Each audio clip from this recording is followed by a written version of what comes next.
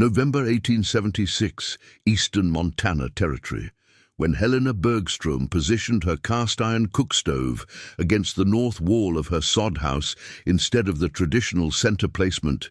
3 experienced homesteaders told her she'd freeze her family to death before Christmas. By February, those same men were sketching her floor plan in the dirt outside Millard's General Store, trying to figure out how she'd kept her dwelling at 61 degrees Fahrenheit while their own families shivered through nights that bottomed out at 38 below zero.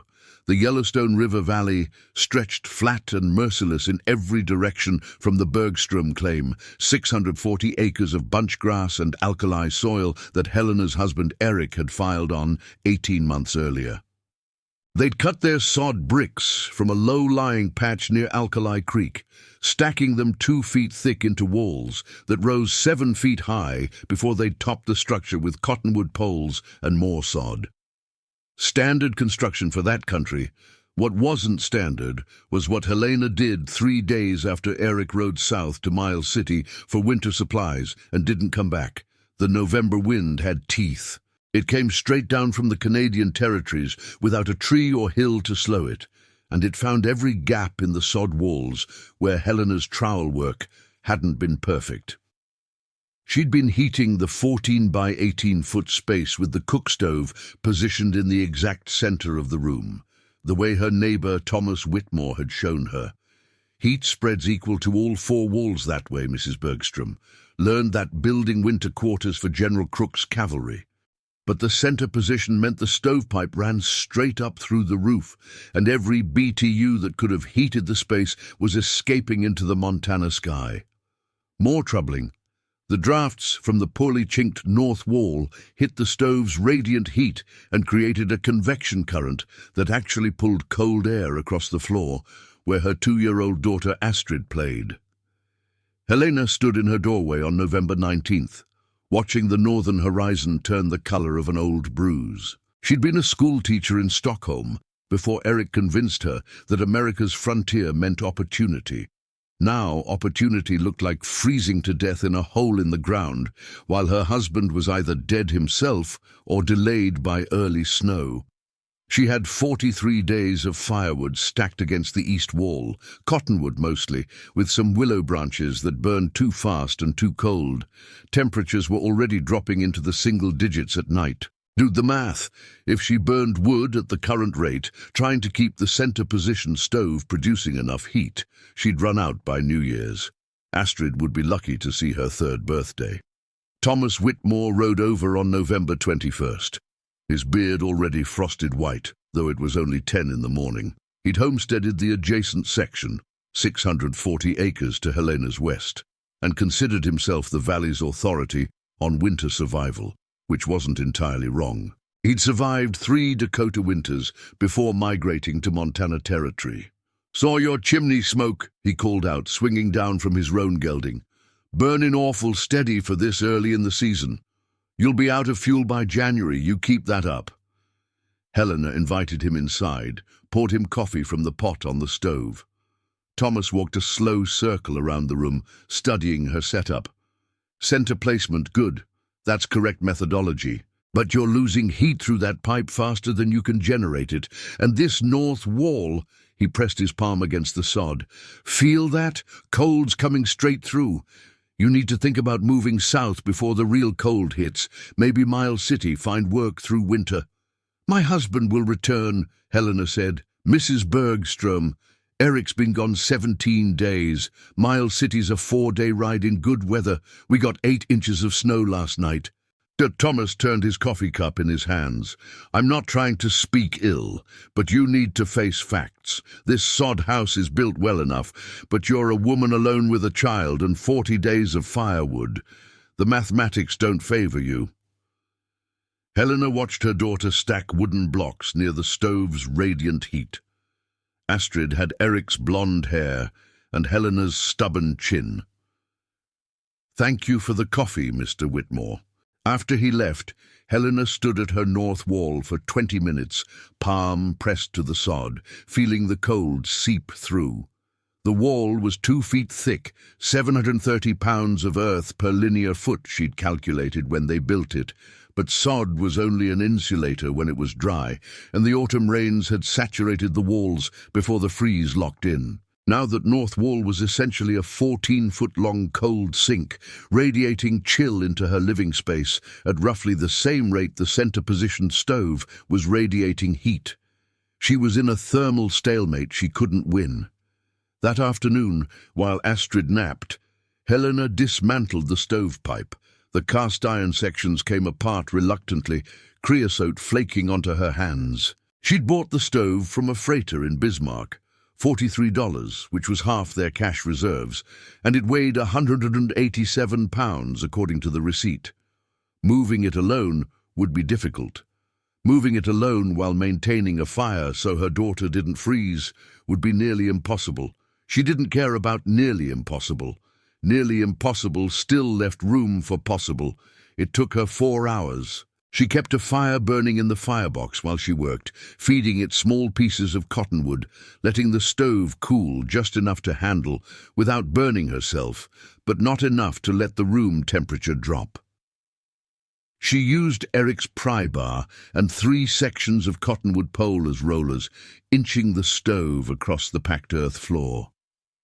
Astrid woke up halfway through and watched her mother with serious blue eyes, not asking questions the way a town child might have. Frontier children learned early that adults did incomprehensible things for incomprehensible reasons, and the smart response was staying out of the way.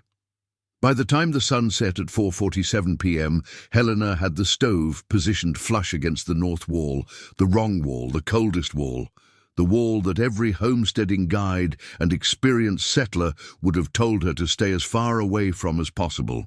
She'd angled the stove so its back surface sat parallel to the sod, separated by just 6 inches of airspace.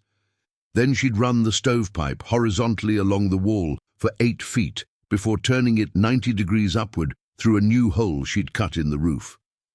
The horizontal section of pipe sat 3 feet above the floor, running the length of her coldest wall like a radiant barrier. She fired the stove properly for the first time at sunset. Within 30 minutes, she understood what she'd done. The stove's back surface, the largest single heat-radiating plane on the entire unit, was now pumping warmth directly into the thermal mass of that saturated sod wall. The north wall began to act like a 6,800-pound storage heater, soaking up BTUs during the day and releasing them slowly through the night. The horizontal stovepipe section added another 16 linear feet of radiant surface, warming the air along the wall's entire length. Most critically, she'd broken the convection current. Cold air could no longer slide down the north wall and across her floor. Instead, the rising heat from stove and pipe created a thermal barrier that kept the cold pinned against the exterior. The room temperature at floor level, where Astrid played, rose from 54 degrees to 61 degrees in 2 hours. Helena burned less wood that night than she'd burned any night in the previous week. Thomas Whitmore came back 4 days later with Samuel Hendricks and Michael Corrigan. Samuel had prospected in Colorado before homesteading near the confluence of Alkali Creek and the Yellowstone. Michael was a former railroad surveyor who'd taken up a timber claim in the river breaks. Both men had survived multiple frontier winters. Both men thought Helena Bergstrom had lost her mind. "Mrs. Bergstrom," Samuel said, standing in her doorway and staring at the stove placement like she'd positioned a rattlesnake in the corner. "I don't mean to overstep, but that's the worst stove placement I've witnessed in 14 years west of the Mississippi. You've put your primary heat source directly against your coldest wall. The physics don't work. You're feeding heat straight into frozen ground." "The ground's not frozen," Helena said. "Not anymore." Michael Corrigan walked to the north wall, placed both palms against the sod, frowned, moved 6 feet east, and tested again. "It's warm. The wall's actually warm." 63 degrees Fahrenheit at surface level, Helena said. "I've been measuring with Eric's thermometer every 4 hours since I made the change." That doesn't make sense, Thomas Whitmore said. He'd been quiet until now, studying the horizontal stovepipe run. You're radiating heat directly into thermal mass that's in contact with November ground.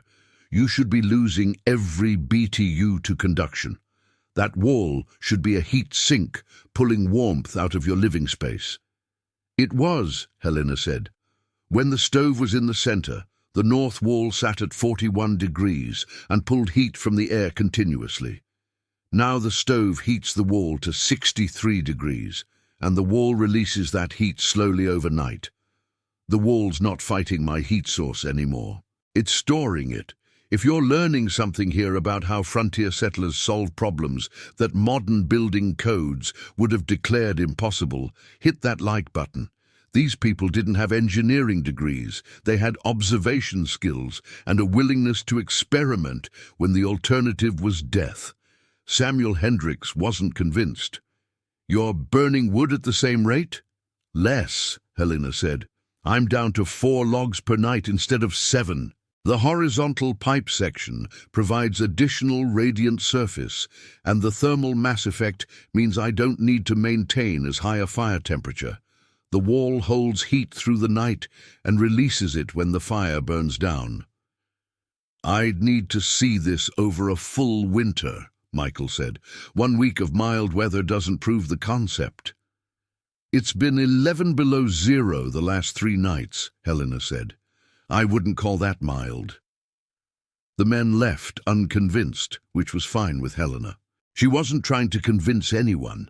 She was trying to keep her daughter alive until Eric returned, or until she admitted he wasn't returning and made harder decisions about spring. December came down like a hammer. Temperatures dropped to 23 below zero on December 9th. The Yellowstone froze solid enough to drive a wagon across. Helena's nearest neighbors, the Whitmore family to the west, the Hendricks family to the south, burned through their winter wood supplies at alarming rates. Their center-position stoves fighting the increasing cold with brute force heat that escaped through roof vents and poorly insulated walls. Helena burned 4 logs per day, sometimes 5 on the worst nights, and maintained an interior temperature that never dropped below 58 degrees. Her sod wall had become a 6,800-pound thermal battery. During peak fire times, morning cooking, evening meals, the stove heated the wall's interior surface to 71 degrees. The heat conducted slowly through 2 feet of earth, warming the wall's entire mass. At night, when Helena let the fire burn down to coals, that stored heat radiated back into the living space. The horizontal stovepipe section added a secondary radiant zone that warmed the air along the wall's length, creating a warm air curtain that prevented cold infiltration from the poorly chinked sections. She'd accidentally engineered a passive solar storage system, except her solar energy was wood smoke and her storage medium was prairie sod. On December 17th, Thomas Whitmore's oldest son came riding hard from the west. Helena heard the hoofbeats and had her door open before Jacob Whitmore could dismount. "Ma'am, my father sent me. Mother's sick, fever and chills since yesterday morning. We can't keep the house warm enough. The cold's making everything worse. Father wants to know." The boy was 15, trying hard to be a man.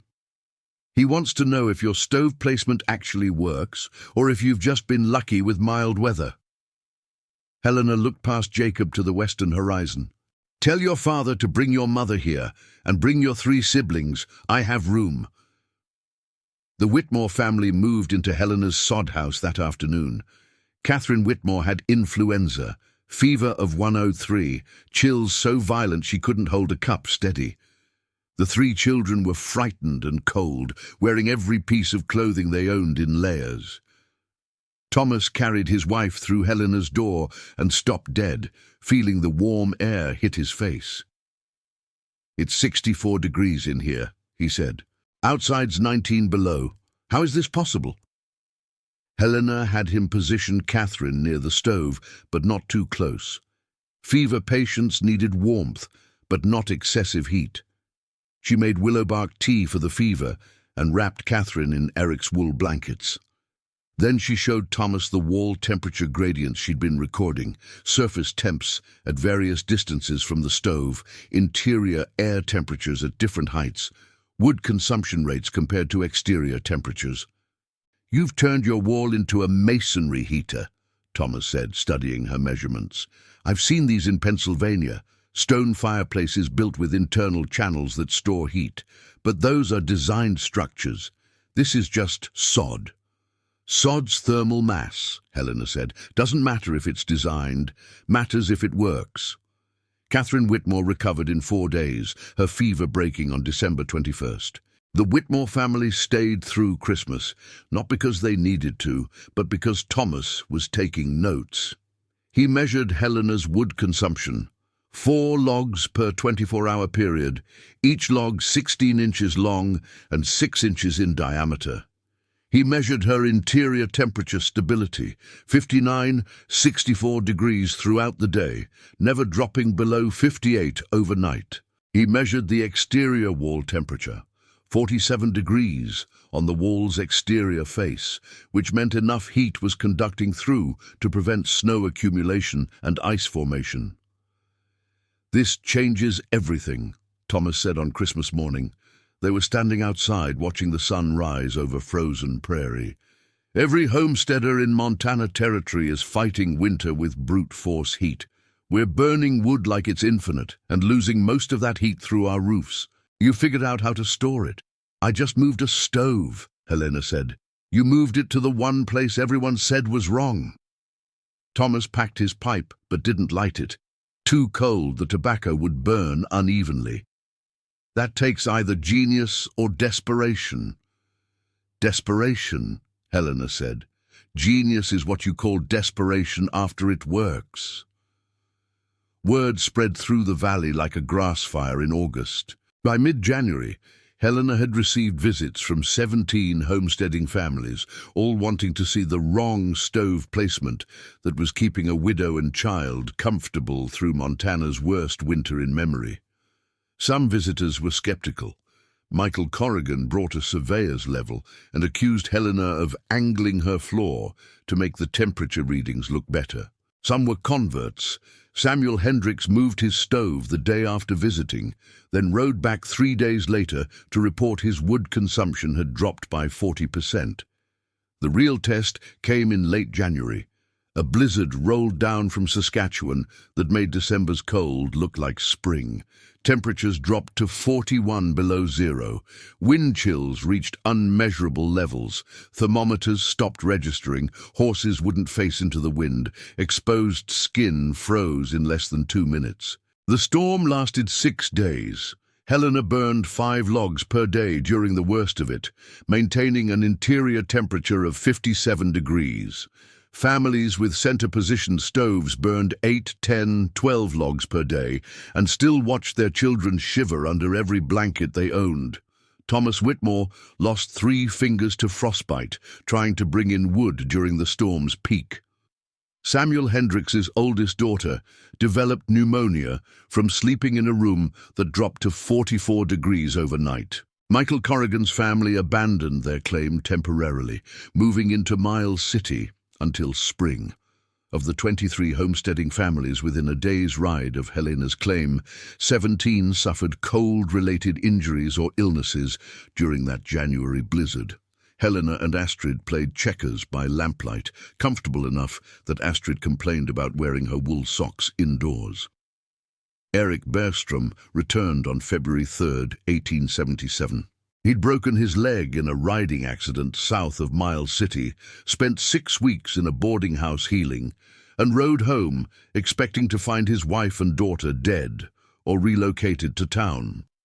Instead, he found Helena teaching 4 neighbor women how to calculate thermal mass values for sod walls using his surveying notebooks for the mathematics.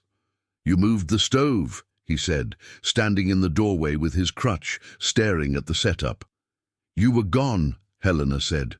"That spring, 19 families rebuilt their sod houses with modified designs. The standard approach, center-positioned stoves with straight vertical pipes, disappeared from new construction in the Yellowstone Valley. The new methodology, stoves positioned against the north or west wall, whichever faced the prevailing winter wind, with horizontal pipe runs of 6 to 10 feet before the vertical exhaust section. Walls on the stove side were built thicker, 30 inches instead of 24, to increase thermal mass. Some builders added a second layer of sod with an air gap for additional insulation. The redesigns weren't identical to Helena's accidental innovation.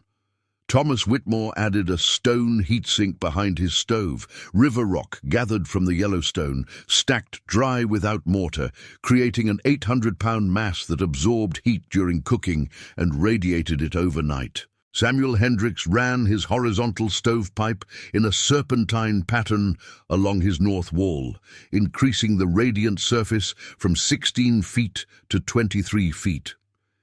Each builder adapted the core concept to their specific circumstances: wood availability, family size, local materials, construction skills. By 1880, when the U.S. Census recorded 39,159 residents in Montana Territory, the wrong stove placement had become standard practice in sod house construction from the Yellowstone Valley north to the Canadian border.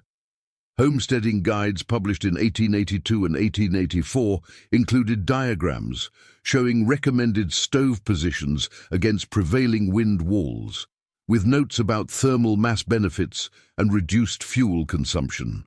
A Denver architect named Robert Chen, himself the son of Chinese railroad workers who'd homesteaded near Butte, wrote a technical paper in 1886 analyzing the thermal efficiency gains: 37 to 43% reduction in fuel consumption compared to center-positioned stoves, with interior temperature stability improved by 8 to 12 degrees Fahrenheit overnight.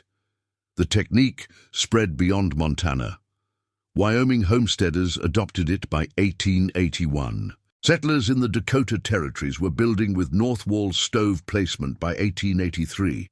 A Norwegian immigrant family in Saskatchewan reported in 1885 that they'd heated a 16 by 20-foot sod house through a winter where temperatures reached 50 below zero, burning less wood than their neighbors used to heat structures half that size. None of the building guides mentioned Helena Bergstrom by name. Most credited Montana Territory settlers or innovative homesteaders without specifics. Women's contributions to frontier survival technology were rarely documented in formal publications, which tells you something about 19th century record-keeping priorities that we're still correcting today. But Thomas Whitmore kept notes. His journals from 1876-1889 are preserved at the Montana Historical Society in Helena, and their specific Mrs. Helena Bergstrom, November 1876, Alkali Creek claim: stove repositioned to north wall during husband's absence. Temperature stability maintained through January blizzard. 17 families adopted modified approach by spring 1877. Estimated fuel savings 40% compared to traditional center placement. Strategy based on thermal mass storage principles, possibly influenced by Swedish building traditions, but applied innovatively to sod house construction. If you're fascinated by how forgotten innovations from everyday people change survival on the frontier, subscribe to this channel. We're documenting traditional knowledge that modern building science is only now beginning to understand. And it's worth preserving before the last people who remember these techniques are gone. Modern building science has caught up to what Helena figured out by necessity. Contemporary passive solar design uses the same core principle: position high thermal mass materials adjacent to heat sources, allow the mass to store energy during peak heating periods, rely on slow release during low heat periods. Modern TROM walls, glass-fronted thermal storage walls, operate on identical physics. So do masonry heaters, which store heat in stone or brick mass and radiate it over 12-24 hours. The European concept of spikerofen, storage stoves, dates back centuries, but American settlers rediscovered and adapted these principles independently, working with available materials and desperate need. The irony: Helena's wrong placement was only wrong, according to conventional wisdom that prioritized equal heat distribution over thermal efficiency. Center-positioned stoves spread heat evenly to all walls, which sounds logical until you realize that equal distribution means equal heat loss through all four walls. Helena's approach concentrated heat in one high-mass wall, converting a liability, cold infiltration, into an asset, thermal storage. She'd accidentally optimized for the wrong variable, and in doing so, found the right answer. Eric and Helena Bergstrom proved up their claim in 1881, receiving full title to their 640 acres. They built a frame house in 1884, lumber freighted from Missoula, glass windows, a proper cellar, but they kept the sod house standing, using it for storage and as emergency shelter during severe weather. The frame house had a brick chimney with an interior mass of roughly 2,000 pounds, positioned against the north wall. Helena insisted on that design, despite the contractor's objections. Their daughter Astrid married a schoolteacher from Miles City in 1896. She told her own children, and later her grandchildren, about the winter her mother moved a stove and saved their lives. The story became family legend, passed down through 4 generations. The Swedish immigrant widow who was too stubborn or too smart to freeze to death, who looked at what everyone said was wrong and decided it might be right, who trusted observation over authority and mathematics over tradition. Thomas Whitmore's journals suggest Helena knew exactly what she was doing from the start. His entry from February 1877 includes a detail most retellings omit. Mrs. Bergstrom showed me calculations today, written in Swedish in the margins of Eric's land survey notebook. She'd estimated the wall's thermal mass before moving the stove. She'd calculated approximate BTU storage capacity. This wasn't blind luck. This was engineering with the materials available and the knowledge she brought from Sweden, where stone cottages and masonry heaters are common. She saw the problem clearly. Center-positioned stove means heat escapes vertically through the roof. Wall-positioned stove means heat stores horizontally in mass. We call her solution innovative. She'd probably call it obvious. Whether Helena's approach was desperate improvisation or calculated engineering probably doesn't matter. What matters? She questioned an assumption everyone else accepted. She tested an alternative when the stakes were absolute, and she trusted her results over other people's certainty. That's the pattern you see repeatedly in frontier survival stories. Not dramatic heroism, but quiet competence applied to immediate problems with whatever tools were available. The Bergstrom claim is private land today, part of a working cattle ranch east of present-day Hisham, Montana. The sod house collapsed sometime in the 1920s. Sod structures require constant maintenance, and after Helena died in 1918, nobody maintained it. But Thomas Whitmore's descendants still ranch the adjacent section, and the family maintains a small museum in their barn with artifacts from early settlement days. One display case contains Helena's notebooks, temperature measurements, wood consumption logs, thermal calculations in Swedish that blend formal engineering with improvised frontier mathematics. Next to the notebooks, a photograph from 1889 showing Helena at age 47 standing beside a sod house with a stovepipe running horizontally along the north wall. She's not smiling in the photograph. Frontier people rarely smiled for cameras. Photography was serious business, expensive and formal. But her daughter Astrid, standing beside her at age 15, has one hand resting on the sod wall, fingers spread against the surface like she's feeling for warmth even in summer. Modern homesteaders and off-grid builders are rediscovering Helena's principles. The tiny house movement emphasizes thermal mass storage, concrete floors, stone walls, high-mass materials that absorb and release heat slowly. Rocket mass heaters, increasingly popular in alternative building communities, use the same horizontal pipe-through mass concept Helena improvised in 1876. Contemporary passive house designs in cold climates position high-mass elements on northern exposures, using the mass as thermal barriers and storage media. We keep rediscovering what frontier settlers knew from necessity. Heat management isn't about generating more heat. It's about storing and releasing heat efficiently. We keep learning that wrong placement might be right if you're solving for different variables than tradition assumes. We keep finding that the people we dismissed as primitive or lucky were often calculating and competent, working with sophisticated understanding of principles we've only recently formalized into building codes and engineering standards. Helena Bergström didn't invent thermal mass storage. She didn't discover the physics of heat conduction through porous media. What she did, she looked at a problem everyone else had accepted as unsolvable: staying warm in a sod house during Montana winter without unlimited firewood. And she questioned whether the accepted solution was actually optimal. She moved a stove 14 feet, angled a pipe horizontal instead of vertical, and trusted her measurements over 3 experienced homesteaders' objections. That's not genius. That's something more valuable: the willingness to test assumptions when the stakes are absolute and the cost of being wrong is death.